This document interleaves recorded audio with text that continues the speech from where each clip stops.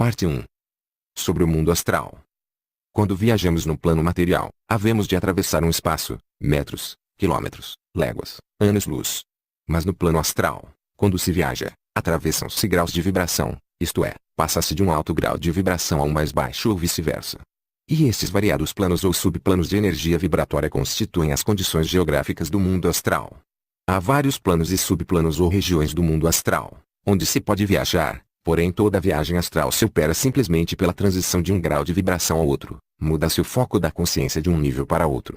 De acordo com Charles Webster Leadbeater, o plano astral tem 7 subdivisões e cada uma tem um grau de materialidade que lhe é próprio e corresponde a um certo estado de agregação de matéria. Embora, por causa da pobreza da nossa linguagem, sejamos forçados a chamar a esses subplanos inferiores e superiores.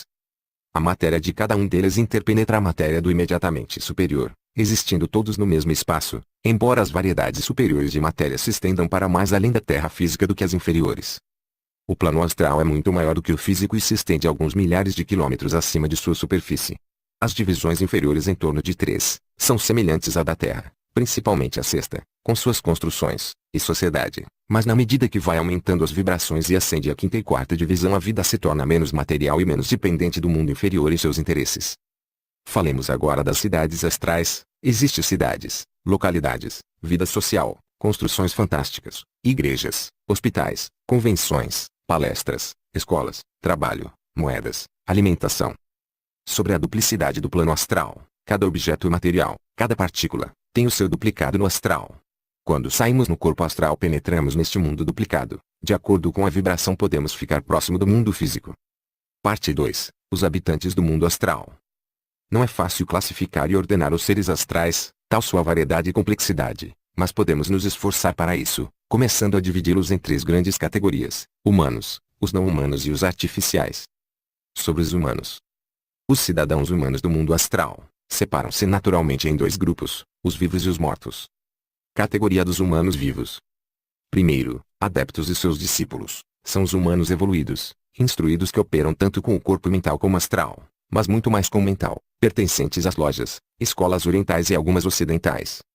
Segundo, indivíduos psiquicamente adiantados, esses não estão sob orientação de um mestre, amparador, em geral são conscientes fora do corpo físico, mas por falta de necessário treino e experiência estão sujeitos a enganos e apreciação do bem. Sua lucidez é variável, variam de acordo com seu grau de desenvolvimento e em muitos casos quando voltam ao corpo físico não lembram de sua experiência. Terceiro, a pessoa vulgar, não possui maturidade astral, flutuam perto do corpo físico durante o sono, num estado mais ou menos inconsciente, em alguns casos numa semi-adormecido, vagueia daqui para ali, deitado seguindo algumas correntes astrais passando por toda espécie de aventuras, umas agradáveis outras desagradáveis. Quando menos evoluído for uma pessoa, mal definida será suas formas astrais, sem contornos definidos, devido à alta densidade do seu duplo etérico.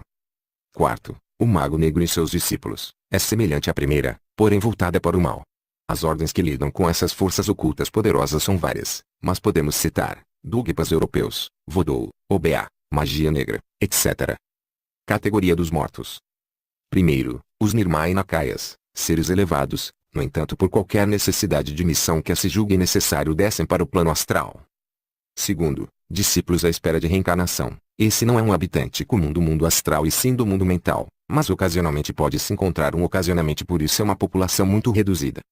Terceiro, os mortos vulgares, é uma classe cuja população são de milhares e milhares de almas, também complexa limitar sua estadia no mundo astral, varia de algumas horas, dias, semanas, meses, anos e até séculos.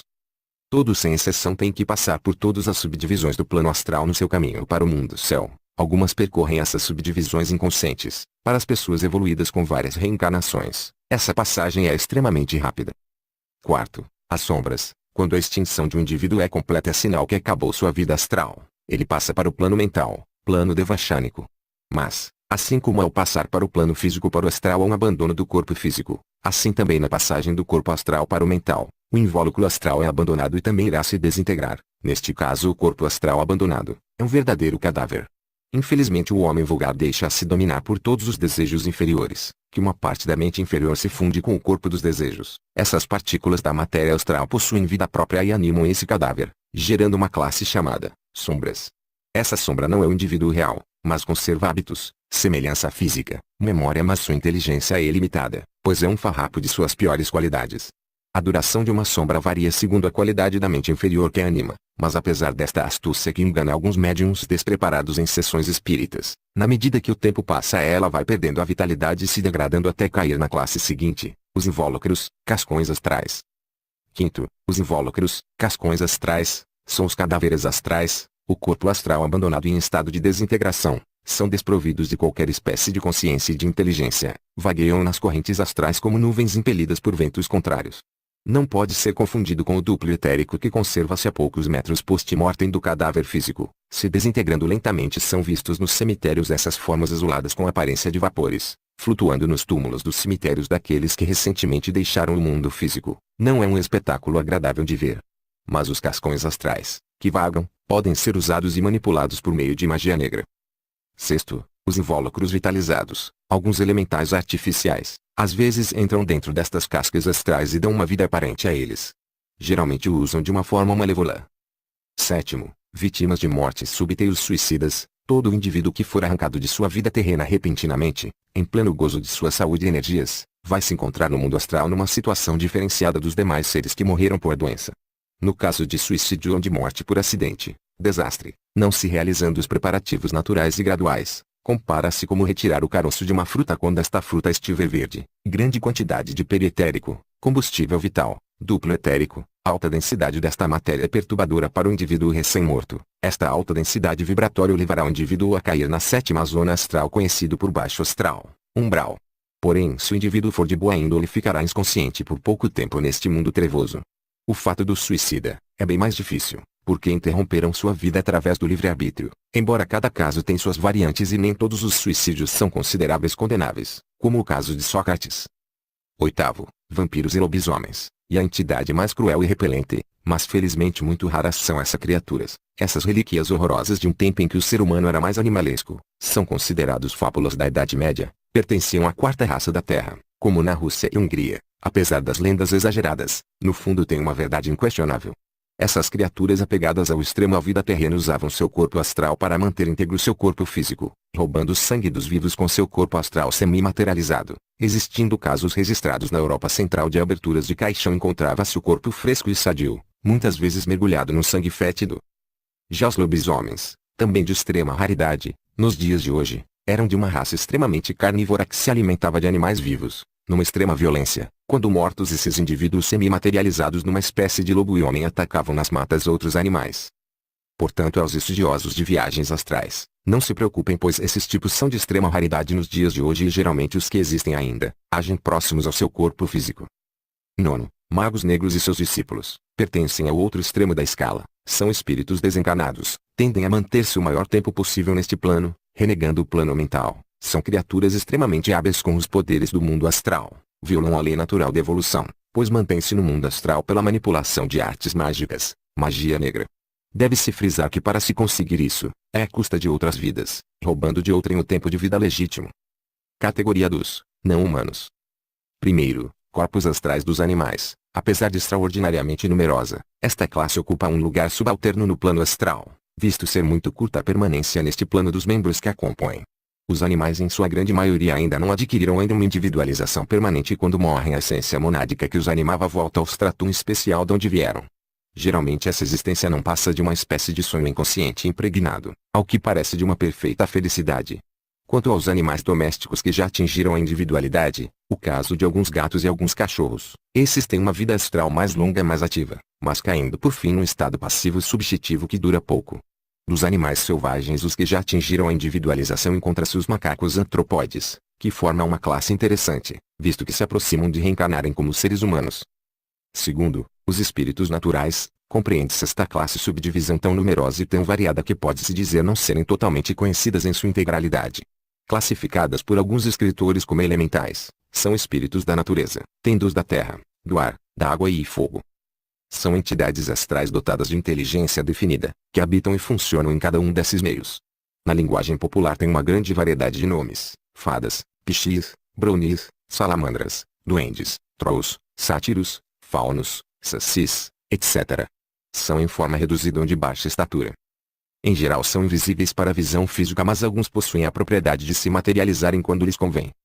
Em sua maioria evitam os seres humanos, visto não gostarem das emanações fluídicas humanas. Os vícios e desejos desordenados põem em ação correntes astrais que os perturbam.